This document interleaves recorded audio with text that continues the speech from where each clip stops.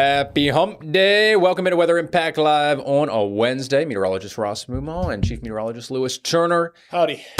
Nice day to walk your dog out there, Lou. Good day. Get Good down, day. roll around in the dirt a little bit. Yeah. Bernadette biting a bone back there in the backyard. Yeah, she would. Burn it in a hole. She would go nuts. She gets those zoomies and just it's no stopping her. Mm-hmm. You got to almost trank dart her. Yeah. To get her. Well, she's got the Energizer Bunny batteries in her. 100%. Right? Yep. And then those batteries die after like 10 minutes, and then it's over, and then it's just full collapse. Oh, and then she's got to take a rest. Yep. Yeah. Yep, exactly. Good Wednesday. Sliding downhill to the weekend. We got Ross. I'm just gonna be honest. Kind of half paying attention to the stream. Also, half paying attention to Team USA. We got Olympics on NBC. We got Team USA hockey. I won't completely show it, but just you'll get straight up. The NBC overlords will come hard. Yeah, can't do that. Yeah. So we'll just kind of keep you updated. Still 1-0. It is still 1-0. Yeah, we got like 4:45 left in the second period. Okay, here we go. Quick little update. USA, baby. Weather and sports in here today. That's it. As we like to do. It's been a captivating game. Hockey will get you. It's got Olympic hockey. It's just playoff hockey. Like that's the most fun time to watch hockey, and for me at least, NHL is playoff time because it's so intense. And this is all that is. Just on a. Have you ever body checked anyone on the ice, Lou? Nope.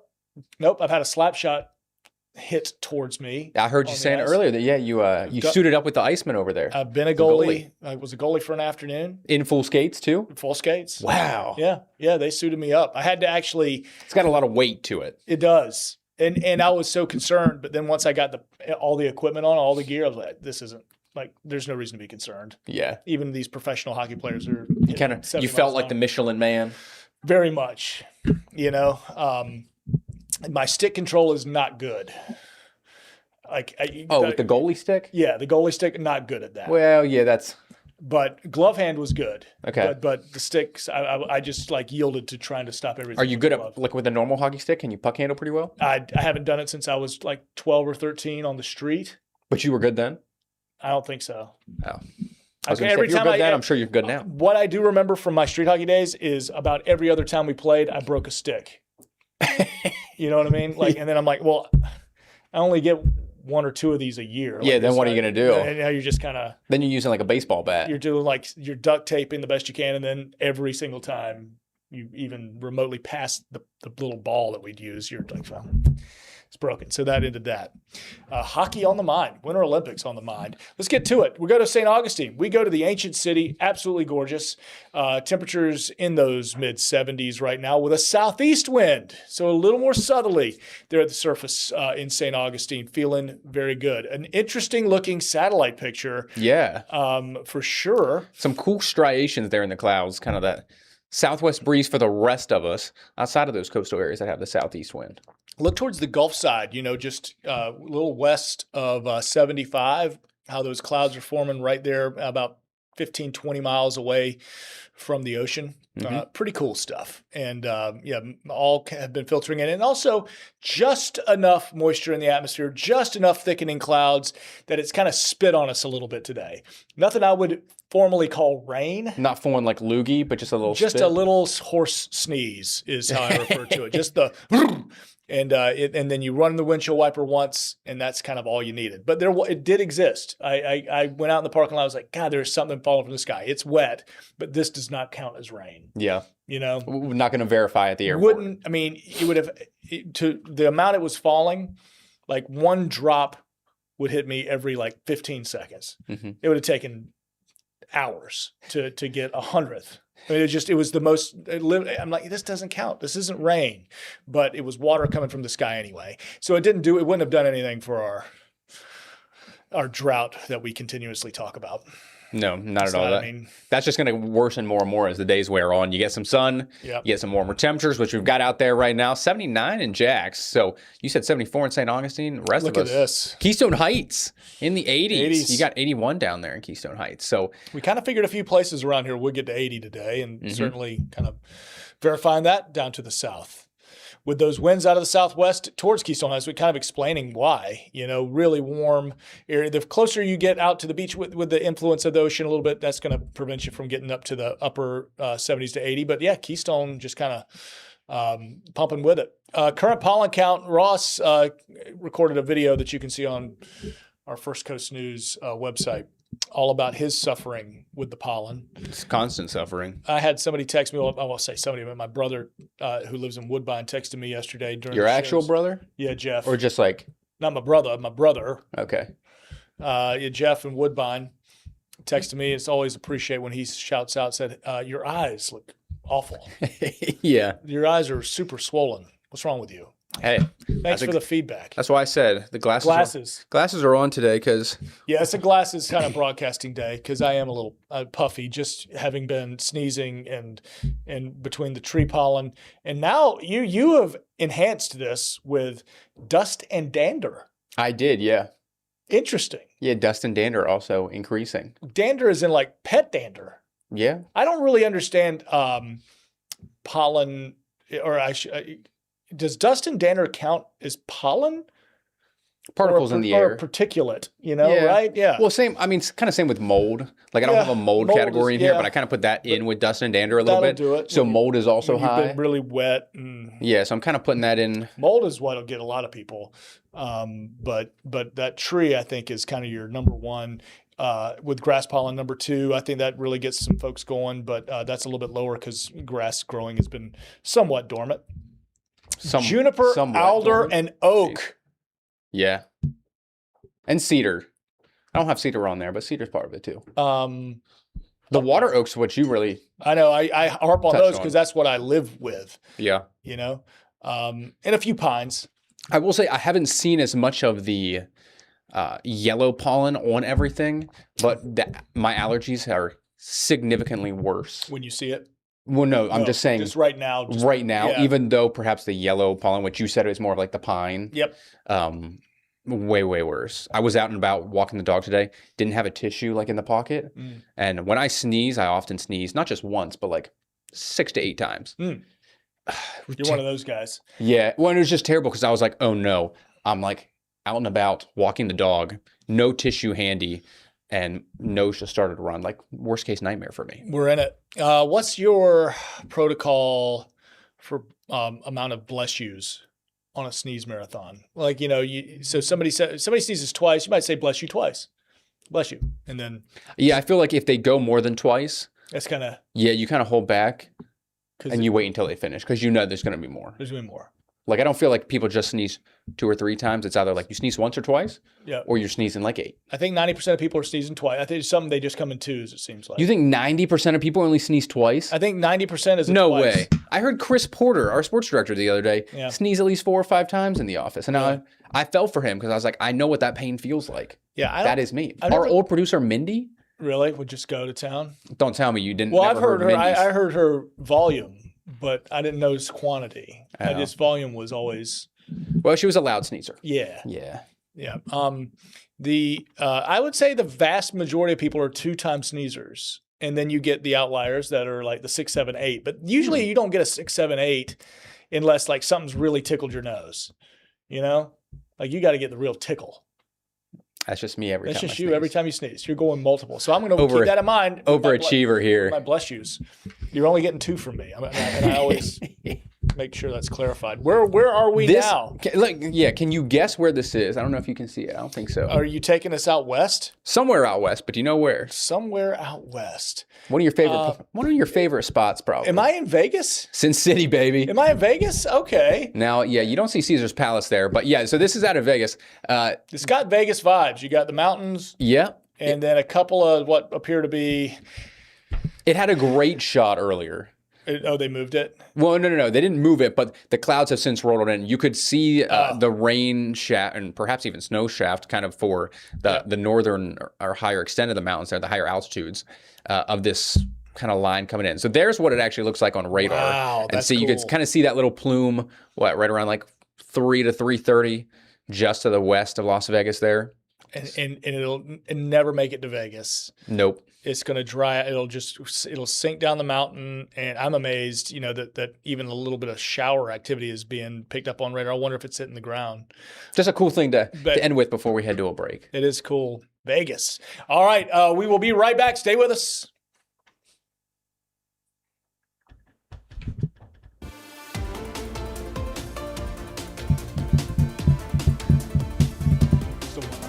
think so. They may have gone to intermission.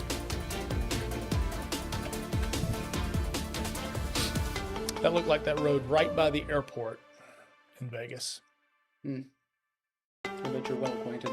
I've only been to Vegas twice. I've been to Vegas twice. I've never been out there. Never gone? It is so fun for 2 days. You don't need more. Like people who go for like 5 days, I think they're...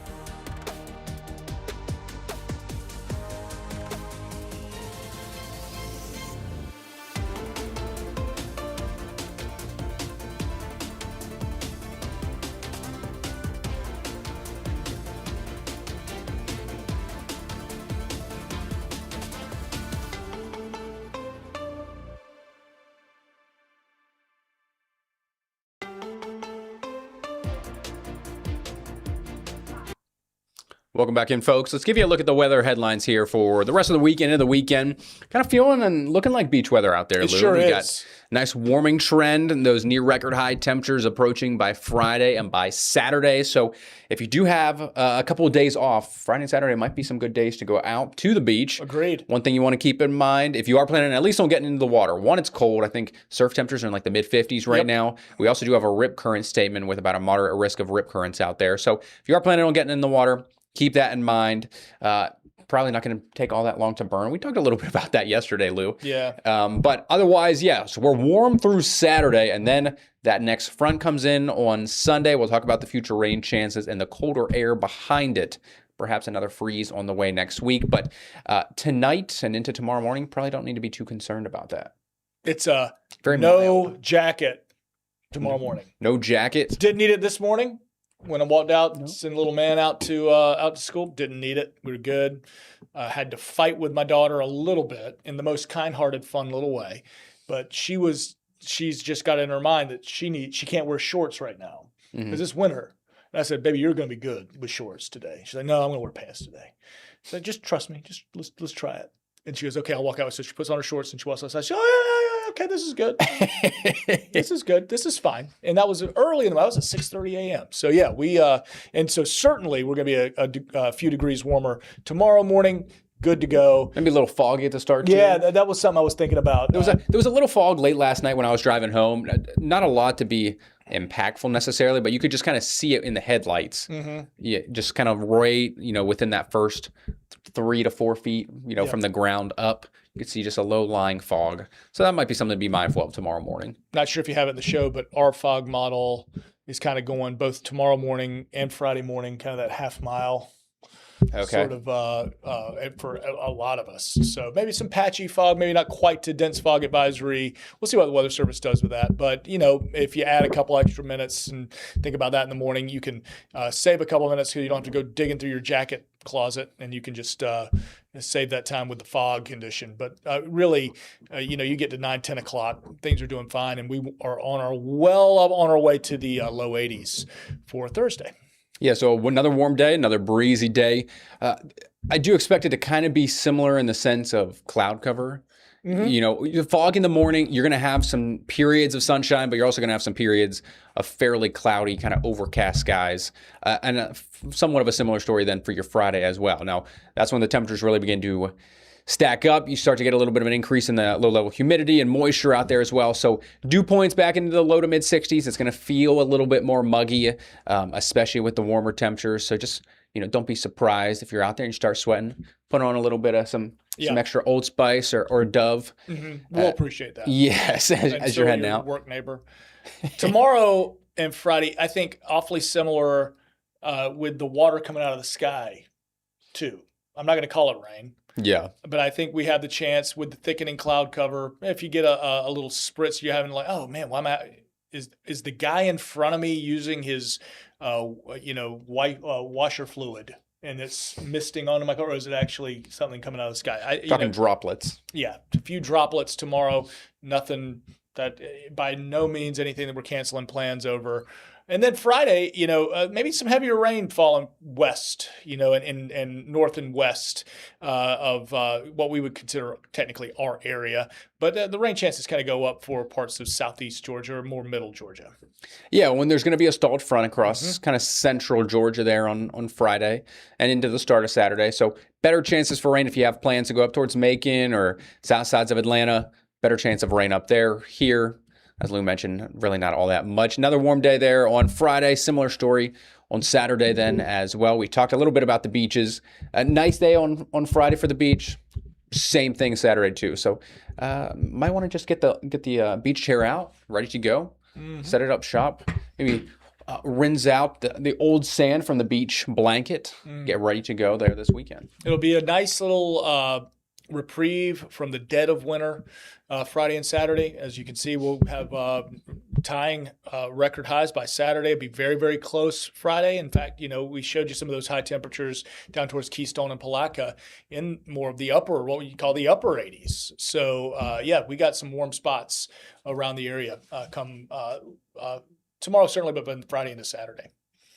All right, so fire danger is going to be a theme that we talk about until we get 4 days of consecutive stratiform rain, which, we don't have on our 7-day forecast at the moment. So, especially so we've got the front coming. Sunday, we've kind of dropped it a bit just because of the chance, like Saturday night into Sunday morning, of those showers. Ending by the second half of Sunday, though, and then drying out. We got a bone dry, very cold air mass that's about to settle in come Monday. So those dew points, again, are going to plummet. And so therefore relative humidity will as well. And then we're just going to have more dry condition through the next few days. Yeah, I mean, Tuesday and Wednesday, although dew points will still be rather low, and we still have the cold air in place, a little bit more of an onshore breeze. So for Jacksonville specifically, perhaps not as worrisome of wildfire conditions, but still inland spots, especially west of Highway 17, still near critical levels of wildfire risk there through the middle part of next week. So just continue to just keep that in mind, especially since Friday and Saturday are going to be nice days. You plan on having a backyard campfire or bonfire or something like that Friday night or Saturday night. I know it sounds great and it's a good old time, but try not to do it if you can. You can do something else. You don't burn, play a little country music. Put something in the cooler. I was gonna say, why don't you turn on the Yule log on the TV? On the TV, can you do like State Park campfire? Oh yeah, I'm sure that exists. TV. Look it up on YouTube somewhere. I'm sure it's there. Yeah, we should have that as a option on our streaming channel right here. We should. Like you can click on the radar, you can click on Ross and Lew, you can click on news, or I could just have a little fire. First Coast News fireplace. Little country music and beer night with the First Coast News campfire. First Coast News campfire. We're just spitting ideas for stream. All right, we'll get this going. Baseball classic. Friday, Saturday, Sunday. I think Friday, Saturday, outstanding. And then Sunday, I don't think terrible. But by the time, they're playing ball, I guess, in the afternoon. I don't know the specific ball, like game times.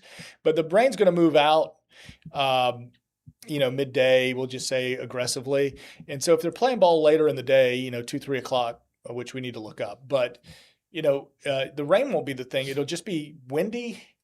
Those north winds going to start really kicking. And it'll be interesting to see if temperatures drop throughout the afternoon. I think they will. I think do we hit 70, 71 at about early? 11 a.m. or noon, and then we drop through the rest of the day so that if guys are playing baseball at 4 o'clock, might already be in the upper 50s. Yeah, we've done that song and dance a few times already this winter, so it looks like that's the what's shaping up for Sunday. Another break time, and we'll have a look at some of those rain chances for the weekend and the rest of your 7-day. So stay with us.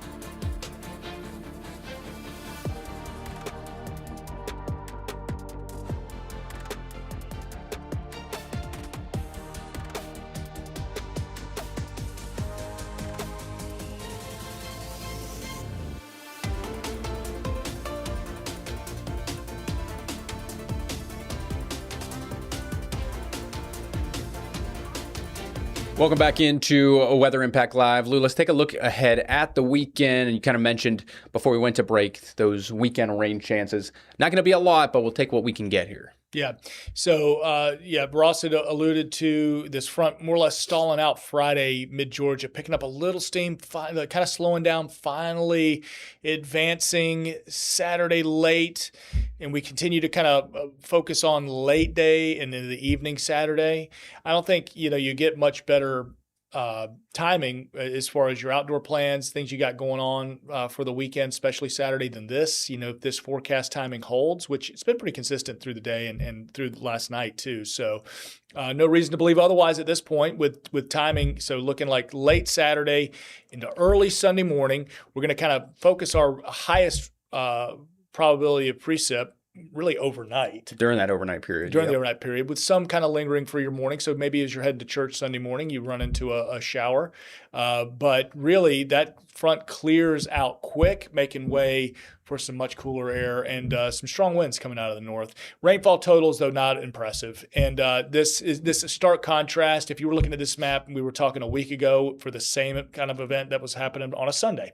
Mm-hmm. This forecast model, which I'm assuming is 0, it was painting an inch of rain for some spots south, and up, and generally a half inch to 3/4.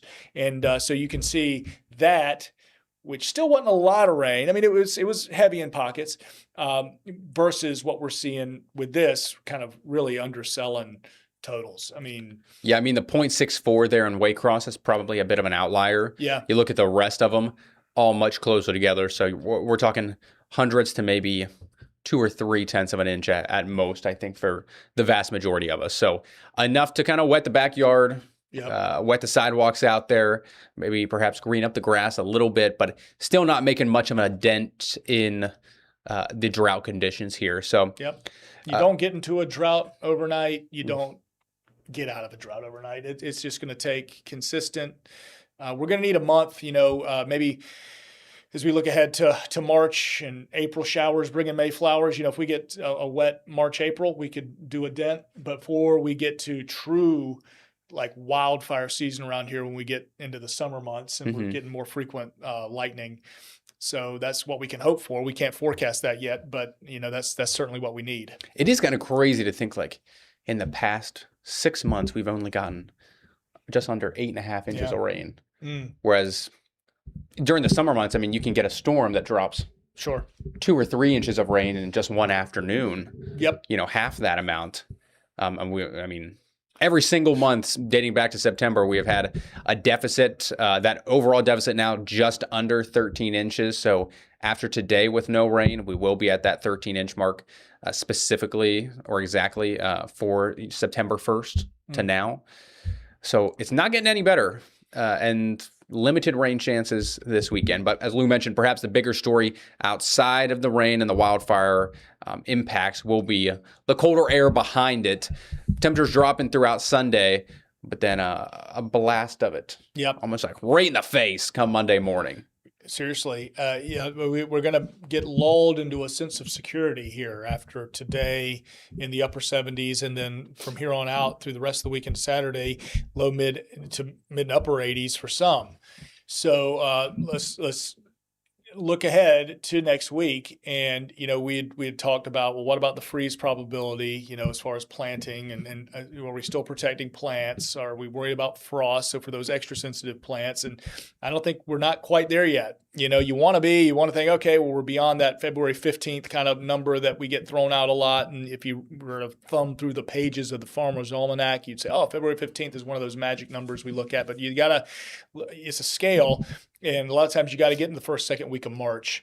And I think, if you're safe and playing safe and you're my green thumb folks who want to get in the garden, maybe now cleaning up, spend some of these days where it's nice and warm, kind of getting things ready, but it's not time to plant yet because we're going to get downright chilly with several areas on Tuesday morning. While we're going for an official low of 33, there will be some spots that see the freeze again. When I talked to Jeannie last night, and I was like, because she always asked me, what night should I cover up my plants? I said, you want to circle Tuesday? And she said, not even worried about it anymore. They're all dead already. All gone. Yep. And I was like, it's been a tough winter. That's a bummer. We've had a lot of cold spells.